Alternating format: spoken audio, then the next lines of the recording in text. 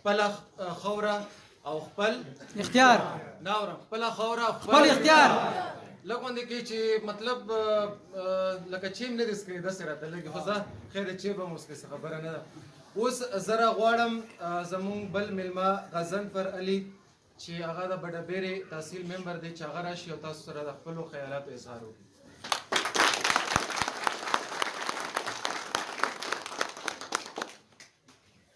نحمده ونصلي على رسوله الكريم اما بعد فاعوذ بالله من الشيطان الرجيم بسم الله الرحمن الرحيم. زمون د دې حلقې ډېر محترم MP جناب خسرو خان ایډوکیټ صاحب او زمون په سټیج ناس مشر حاجي محمد شاه صاحب، صابر شاه خان، ناصر شاه او ماته مخامخ د ګړي فیض الله ډېرو درنو مشرانو کشرانو انګولو او د عوامي نشتل پارټۍ ډېرو درنو قدرمنو مشرانو کشرانو انګولو السلام علیکم. موږ بیا خو ستاسو شکریا ادا کوو، مشکور یو چې تاسو د خپل حلقې MP سره مینه لرئ او هغه راغواړئ. خبرې دلته کې محمد شاه جي صاحب او ملګرو وکړي او یقینا چې ډېرې ښې خبرې، خو دا یو څو خبرې به موږ تاسو سره دلته کې ګډون وکړو چې څنګه تاسو ته پته ده په خپلو خبرو کې دا یو خبره بار بار وکړه چې د خوشدل خان د حلقې دپاره خدمات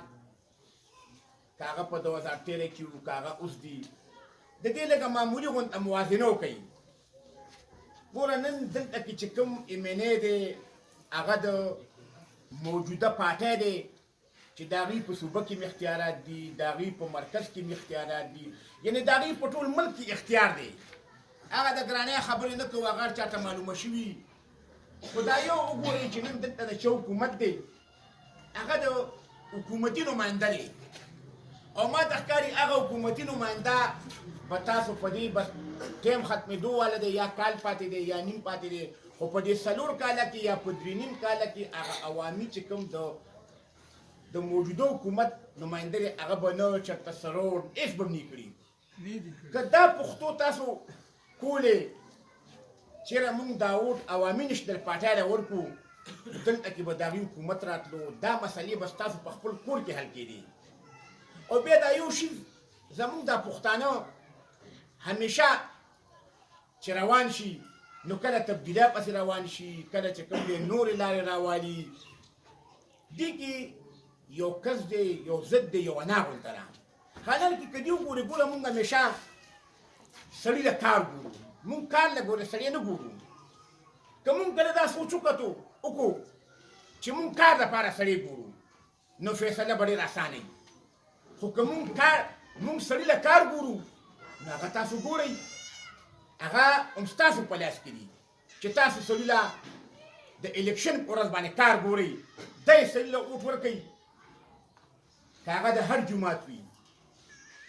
چې یو سړی DC سره نشي میلاوېدی، AC سره خبرې نشي کولی، ستاسو DSP سره نشي کولی، تاسو لپاره اواز نشي کولی، نو که دا ستاسو خپل مشر کوي، خپل نماینده کوي، نو ما ته ښکاري هېڅ فایده نشته. کم از کم دا یو خبره کوم، دا یاده ساتئ چې را روان وخت کې دا سوچ وکئ چې موږ کار دپاره سړي وګورو.